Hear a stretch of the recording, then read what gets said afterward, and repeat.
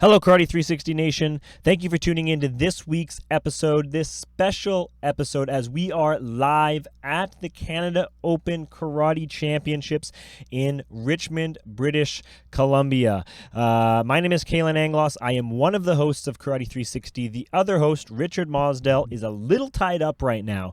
Richard, if you didn't already know, even though we've discussed it extensively on this podcast, is the event manager for the Canada Open Championships. And, I just got to say, Richard has put in so much work on this Canada Open Karate Championships that you would not even believe me if I began to tell you.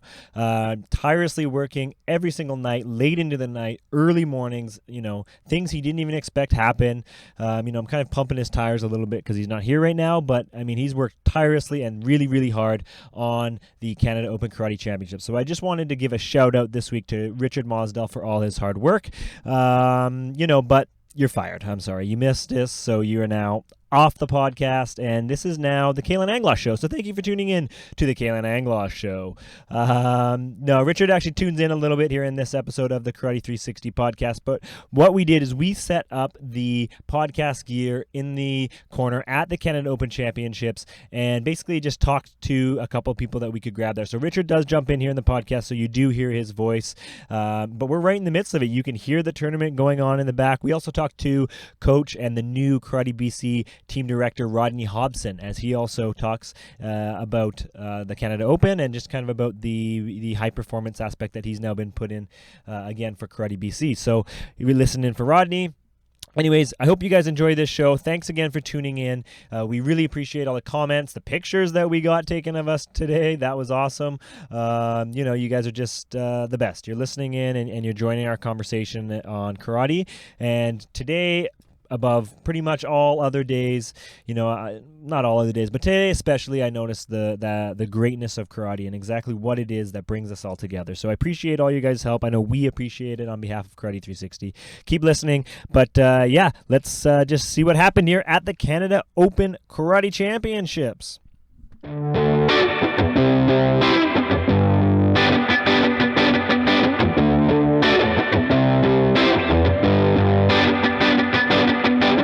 Karate 360, let's start the show. You will high and I will sweep low. From local to global, the thing that you love, it's karate. San Mokumaru. Hello and welcome back to Karate 360, and we are live at the Canada Open Championships. I'm Kalan Anglos. I'm Richard Mosdell. And here we are at the inaugural Canada Open Championships. Holy moly, we're actually here. We actually made it, and, walking into the building, this beautiful building, the Richmond Olympic Oval Center, walking here this morning, you could feel the energy. That's right. This has I think in North America, the largest wooden ceiling ever. Like, it's huge. It's massive. The largest ever made in North America. Yeah, so there you go. Just the energy in here is crazy. 600 plus athletes. You can hear them in the background. Yeah, you can hear them trying to track you down just to get you on here. It's been tough. You've been busy. I'm sort of in the center of things. Yeah, that's all right, though. That's good. So at least we got you in. We're getting a picture taken. So your thoughts. You're at the forefront of all this. What are your thoughts so far on the event? It's pretty cool to see this turnout be far bigger than we expected, from people much farther away than we expected. Yes. Also, more officials and coaches, and we expected tons of volunteers came.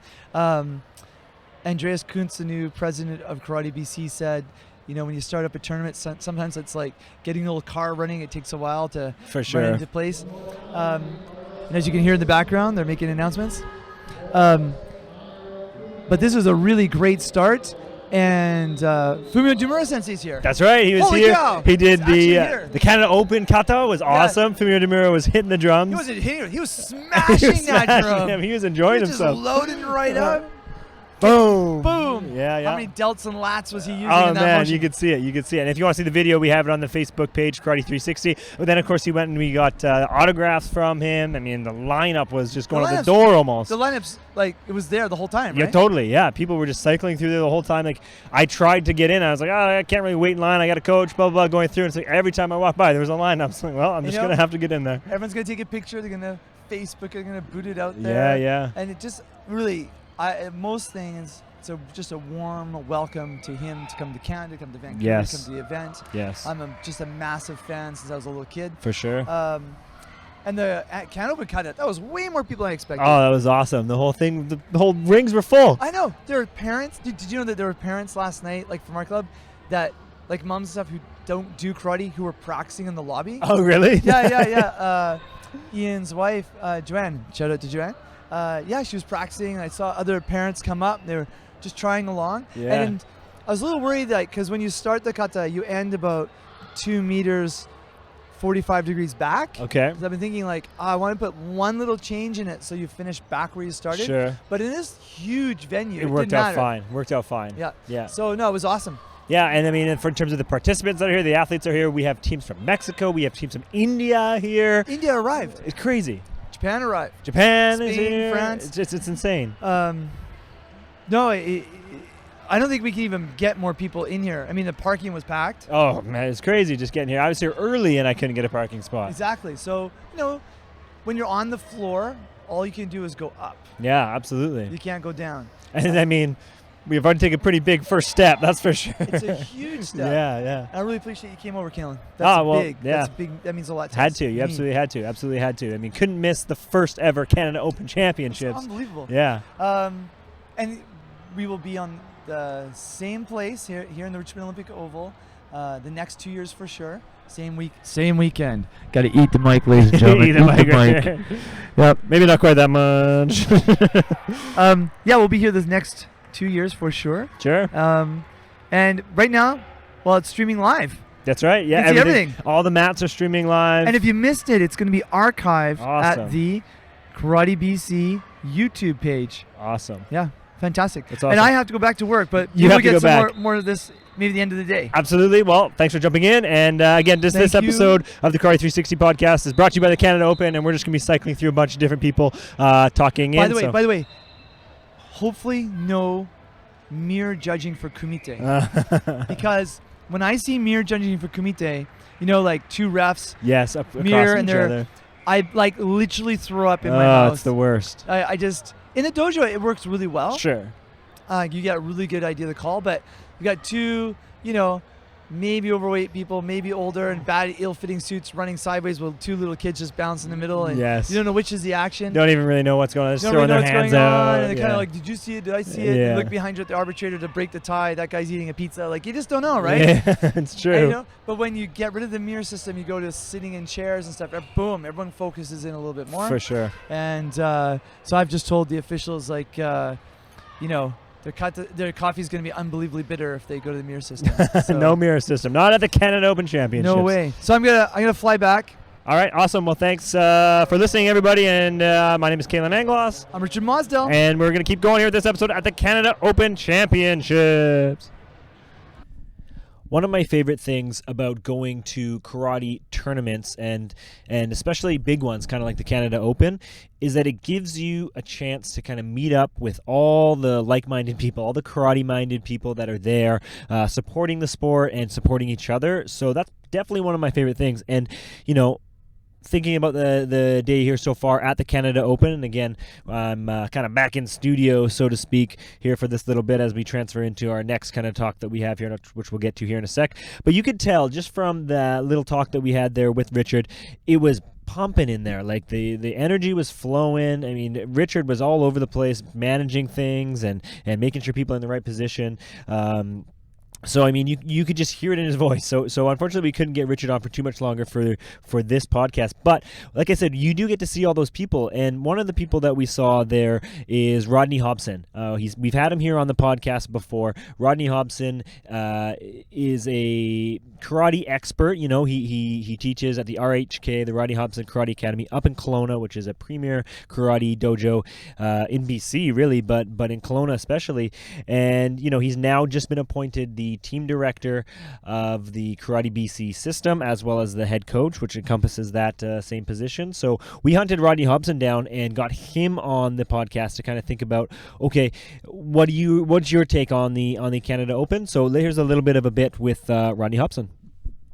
Yes, so we are here with BC team director Rodney Hobson. Rodney, thanks for joining us. We are at the Canada Open. We're here live at the Canada Open. Finally here. I mean, lots of work leading up to this, lots of momentum, lots of stuff coming in, and now it's finally here. 600 plus athletes here over the weekend. You can hear Richard Sensei over the PA as he's going now. He's actually a little bit busy trying to lock him down, but for sure. Here we are here in what now I think is the biggest karate tournament in BC, I think, or if not the pretty damn close. Yeah, I think that's what I heard at the meetings, that it's the biggest one Karate BC has ever put on. Yeah. You can feel the energy in the room. They just completed the Canada Open kata. Oh, that which was awesome. Outstanding. That was so cool. With Famira Demora Sensei hitting the drum. The drum for yeah. everybody. Oh, that was so awesome. It's a tremendous atmosphere here at the Oval. Really, right from when I was walking here this morning, I parked across the street because the parking was insane. Yeah, for sure.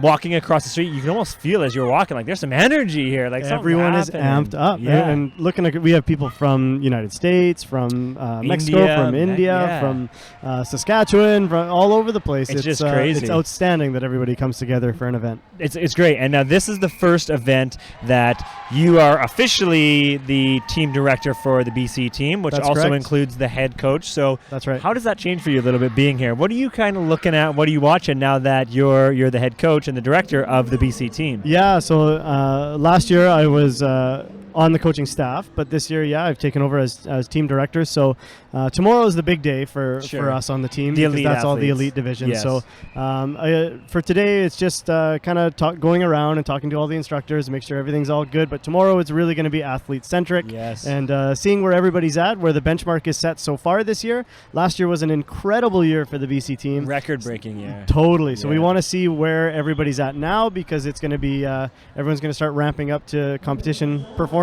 readiness for sure for the nationals in March. And you have, from your club, you have quite a few athletes here competing today and tomorrow and this weekend as well. We do, yeah. We brought 19 out from Kelowna, so it's a 4-hour drive and some hotel stays, and it gets expensive for these guys, but they're so excited. And just to shout out my club a little bit, we took the first 2 Canada Open gold medals ever awarded, which was Team Kata, so we're very excited. Yeah, I saw that, the Team Kata ones. The first individual kata, and we talked about this a little bit before, Richard, but the first individual kata champion was from Mexico. Oh, outstanding. Yeah. So that was really cool. It just brings great. it all together. It's awesome. Totally. What I was going to ask you, though, is having 19 athletes here, you're the head coach and team director of the Team BC. Yes. In an event like this, how do you balance playing 2 roles, 3 roles as well? Like it's really hard. It's like I want to bring like 4 track jackets. So then when I'm like with my club, I put on my RHK one. And when I'm with the team, I put on my BC team one. And but I mean, really, it's everything that every other guy is out there doing too. For sure. You know, there's so many officials out there that are dojo instructors. There's the coaches out there who are also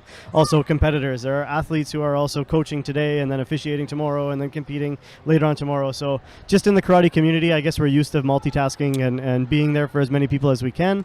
And that's sort of what my focus is. I have to be here for the team for sure, but I have to be here for my guys as well. And it's just and even the parents and the support. And it's difficult but fun. That's awesome. Now we are at 1:30 here on the Saturday. What's your takeaway so far? 6 hours to go. But what's your takeaway so far for the first Canada Open Championships? I think it's been going brilliantly. I really do. I mean, I look around and I see the smiles on the kids' faces and all the people in the stands who are clapping away for all these athletes from other clubs and provinces and countries. I think it's great. And for a first event, I mean, Karate BC is very well known in the tournament operation business. They handle nationals for a long time. Yes. And they do a great job with provincials and team selections. So you know that the staff is going to step up, and the people in BC know how to run tournaments. But to put this on for everybody else, I think it's great. I think it's great for the organization. It's been great, and this is like the first one, and it's already so great. It's just unbelievable to think where this could go. Yeah, I mean, it's hard to think that it doesn't look like this is a first year event. No, 650 absolutely. athletes, over 1,000 entries, and volunteers, just fluid as ever. Everyone's running, 6 rings are flying. It's outstanding. I mean, to go even higher from here is going to be crazy what it's going to be like next year and the year after. It's awesome. I can't wait. Well, Rodney, thanks so much. I know you have to get back out there. You have some of your athletes going out there, but we do enjoy you stepping in and giving us your little bit of input on the Canada Open Championships. So thank you, and good luck for the rest of the weekend. Thank you very much. Thank you very much. Go BC. All right. And we are back in studio, the Karate 360 studio. Richard Mosdell is here with me, and the Canada Open is over. We locked that sucker down. We locked her down. We were talking before. I mean, that was a pretty big first step. Like, that was something for the inaugural Canada Open Karate Championships. That was amazing. Largest karate tournament in Canada, perhaps. Perhaps. In BC for sure. BC for sure. I mean, Yeah. largest karate tournament we know this year. Yeah, absolutely. What's amazing is we had more spectators than we've ever had, and we had less injuries. Yeah, totally. You know, And and less volunteers, I would think, too, for the most part. at the start we had less volunteers until Sure. people saw how much fun it was to volunteer. Absolutely, yeah. And then they started bouncing. And the thing is, as a new event without a base, like it wasn't like a club tournament that was hosting a big tournament. Mm-hmm. So I think what will happen is when people realize that they had such a good time and the organizing committee was really fun, For sure. they'll become a following. Yes. One thing I liked about the fact that like there's really low level injuries, and yet a lot of people were coming to the tournament. Some were really new to WKF rules. Mm-hmm. So they could do a good job not getting too stressed out. Yes, yeah, You know? yeah. And just kind of watching and going with it. One of the things that I thought was really impressive was the kind of camaraderie between the athletes. I mean, in karate you see it quite often, but especially with the younger kids on Saturday and then even going into Sunday, there was a lot of like, hey, good luck, go get it type thing. Even if you're in the same division, like everybody was just there because they loved karate and they wanted to compete. It was almost like a friendship tournament kind of, right? Yes, But yes. everybody was in and everybody was competing nice and hard, and it was friendly. It was good. That was awesome. Yeah. Good feeling. As I got some good, nice feedback about some of the comments I made. Like, do you remember when? I've actually got emails coming in starting off like just teasing you, like, because I was like, do you remember when the coaches got to make their own badges? Yeah. I remember that year. This is this year. Yeah, this year. And do you remember when the first third place winner got 2 medals? Yeah, this is this year they got 2 medals because we right. ran out of the bronzes. That's right. Because there was a little number miscount. I mean, we had lots of extra medals. So the nice thing is we get to send a nice letter with a medal to these people. Absolutely. So it's cool. And it was great that you were there. I really appreciate that you came over and you coached the Kenzan kids. You coached my son right to the gold medal. That's correct. I was pretty pumped on that, actually.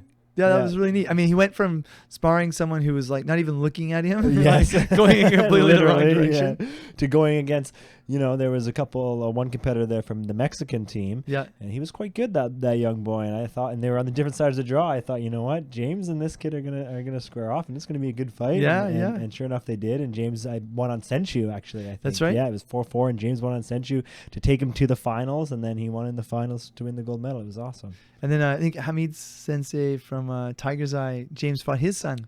Oh yes, And that was the first time James ever beat him. Oh, okay, yeah. That was Hamid, the challenge is on. there we go, putting it out there. Yeah, no, like I said before, there's no way I was going to miss the Canada Open Championships, the first ever one. You were buzzing off the walls. You were all over the place, obviously as the event manager of the tournament. But what was your kind of inside scoop on the things that were going on? Well, it's really neat to have had all the chiefs of all the departments on the same page. Yeah, Sometimes that's really tough. So that was a lot of conversations beforehand. So we were all thinking the same way. Medical, the officials, the actual tournament people who run the division minute by minute, the Karate BC office, Karate Canada office. And it was nice having Bob Mooney as the logistics manager and Lawrence Lang as the staff manager. Yes. Right? Also, a big shout out to Kurt Nordley. Kurt Nordley, I was just going to say that his name. wife, Brenda. Yeah. And Kurt was the tournament director for this tournament, and this is his last one, right? He's moving on. We'll see. We'll see. Yeah. Sometimes, we'll see. Yeah. And shout out to Nick and Scott who were backing Kurt up, learning the system. Nick from our club. Yeah. He was only back from Japan for like 5 days. We had him at the Canada Open working hard. Doing the PA, announcing the medals, exactly. doing a little bit of everything. Yeah. Yeah, people kept coming up to me going like, how do you feel? I'm like, you know what?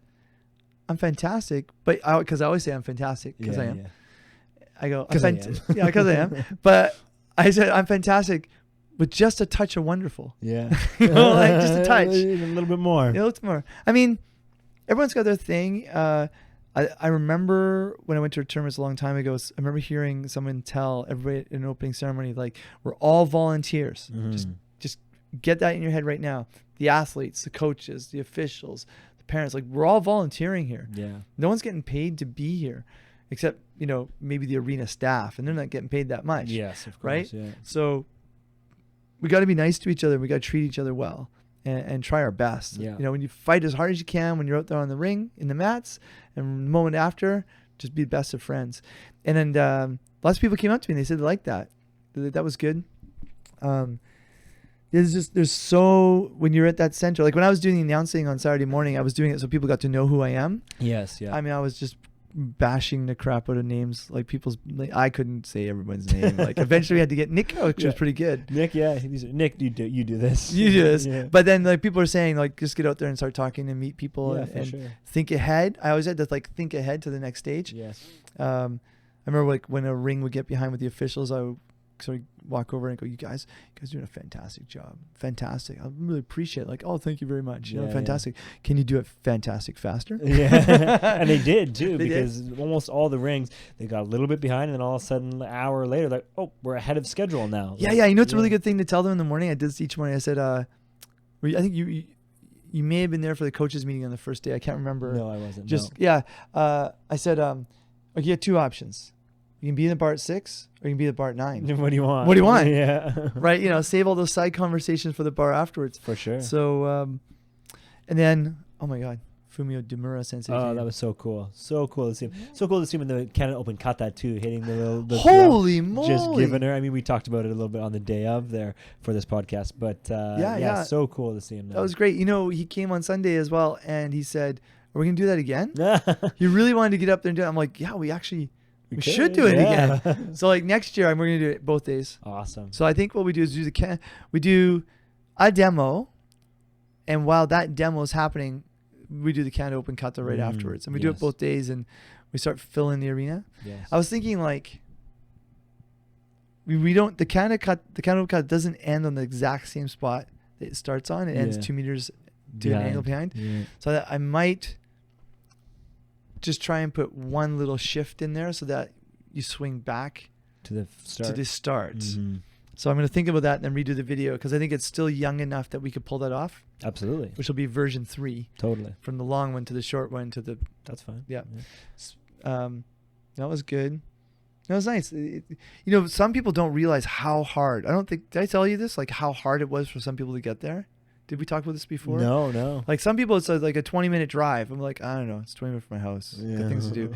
Other people, like, there's some incredible stories. Like their dad had just died, yet they still came. They were just recovering from cancer. Wow. They just heard they got cancer. Ooh. Right? They had just gotten a disability. They were coming from a different country where they had worked for a whole year to save up their money for the plane ticket. We're trying to get the visa.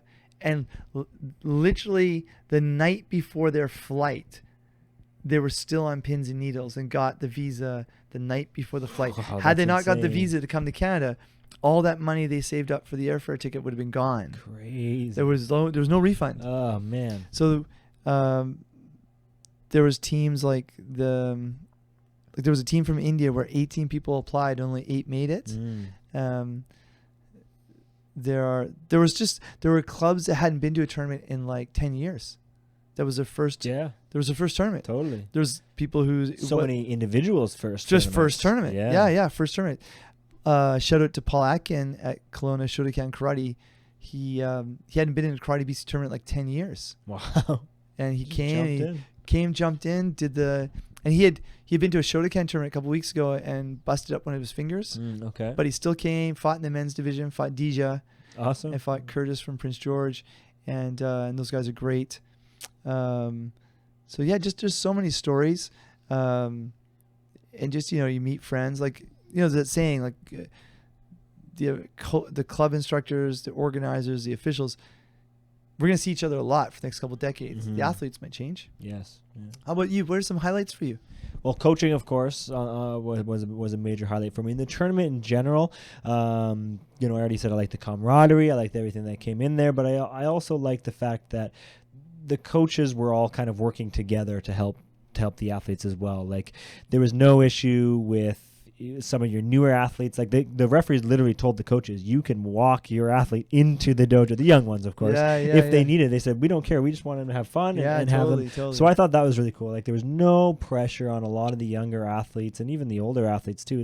It wasn't a high. I mean, there's a lot of athletes there. It's a big tournament, but it didn't really have that feeling of having a high pressure situation. Like I said, it was more like a friendly Having thing. the non-elites on the first day was nice. Yes, I agree. It set a tone. Totally. Like, if the elites had been on the first day, there'd been a little bit too much tension. Yes, maybe. I agree. Because even a couple of our older athletes that we brought from Kenzen said that they weren't even nervous really by the time till they got up to the mat, basically. Yes. But there was no nerves. There was no the energy in there was just so amazing. I think that was probably the main takeaway. As soon as before you walked in the door, walking across the street from the parking lot into the Richmond Oval, you could feel the energy. It was like, holy smokes, there's something big going on here. So that's awesome. That was definitely, and I can't wait to see what happens next year and the year after and the year after and what this thing is going to turn into. It's super exciting. Well, there's a new president for karate British Columbia called his name is Andreas Kunze. Yes, yeah. Right, and he said getting a tournament started like starting an old car. Yeah, just takes a while to get going and get going, and it gets going. So, I mean, there's a lot of things that I want to improve and do better. Whether it's how we get the volunteers, I want to get a cheat sheet for all the parents, because what you don't realize is that the club instructors aren't teaching the parents always how the rules work. Right. In Japan, there's a program you get. In the program, there's etiquette and stuff. Yeah, etiquette. There's a cheat sheet. I think actually I could yank it out of here in like 2 seconds. Right. I was thinking also about even a video for parents, like so they go watch this video and then you can see how it's how it works and what the referees are saying and how it all exactly. I used to have like hundreds of tournament flyers. That's okay. We can talk about it. Double later. I can think of like tons and tons of stuff that we can do to improve next year and how we can make it happen. Sure. Even the flying sidekick even though it didn't pop as much as I wanted, but I think one reason was it was hidden a little bit. Yes. Yeah. So we got to get out in the open. I think also what I found when I did the Vancouver Karate Cup was I would do the flying sidekick in front of everybody in a suit and they would just crack right up. Sure. Yeah. Right. And then it would set a tone. So I'm not sure if I'm going to add it in next year, but it's a kind of fun little side event. There'll be like, little nitty gritty little things. I think one thing I do have to say is this tournament, while I've always wanted to have it, is it's really part of a package of trying to offer something for everybody in the karate stream, whether you're novice, intermediate, advanced, or elite, so that there's a part that you can play. There's a part that you can be in. And the karate associations are a whole bunch of multi-style clubs coming together. The board of directors, the staff in the office, when they have the elite teams, they serve the members. And our job is to get out of the way of the club instructors and let them do their thing. For sure. Right? I agree. Yeah. And everything is a momentum to have more people involved at every level, to have more people involved as long as possible, to reduce barriers of entry, to increase experience and depth of field for, getting them more chances. Like this tournament, 30% of people were new, right, at least.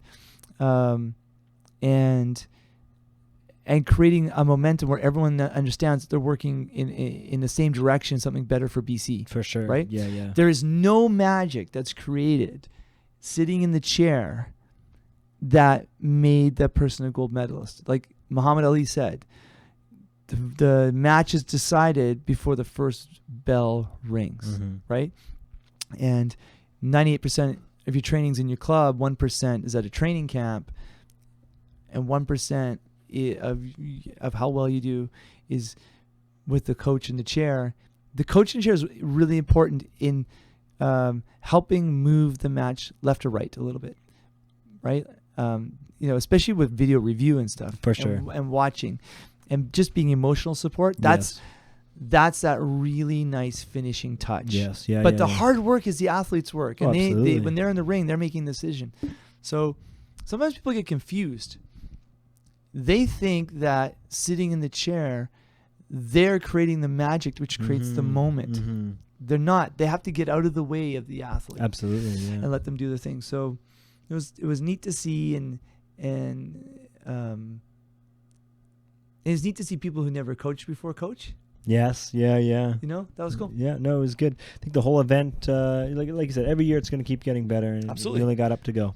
Same place, same time, June 2nd and 3rd, 2018. Already booked. You can become the second Canada Open champion. Yeah, exactly. Yeah, I'm trying to think of some funny stuff to do, and we've got the posters up. There's kind of like an ice hockey look to it. Oh, nice. Yeah, that's good, man. Thanks for coming over. Thanks for putting the podcasting equipment behind. No problem. It's my pleasure. Thank you for putting on the tournament and making it happen. So there you go. Well, it's great. Even though it's a bit of ferry ride and stuff from where we're at, it's still in our backyard. Totally. Right? Yeah. And we're just going to make it pop. Now, I got lots of pictures, so I'll just keep putting a picture up every single day until the next time. Awesome. So February 1st, 2018. Registration goes live. There you go. Live. Yeah. Put it on your calendars now. The Canada Open in 2018. All right. Well, that's the wrap, I guess, on the Canada Open Championships here in 2017 at the Richmond Olympic Oval. We will back to our regular broadcasting next time, because we've got a lot of stuff to talk about. That's right. So starting Thursday night, we'll start our live broadcast again. Awesome. Perfect. All right. Thanks for listening, guys. Don't forget these come out on Monday mornings. And Thursday, we do the live stuff. So tune in this Thursday for the newest Karate 360 episode. My name is Kalan Anglos. I'm Richard Mosdell. And we'll talk to you guys then. San Rokumaru.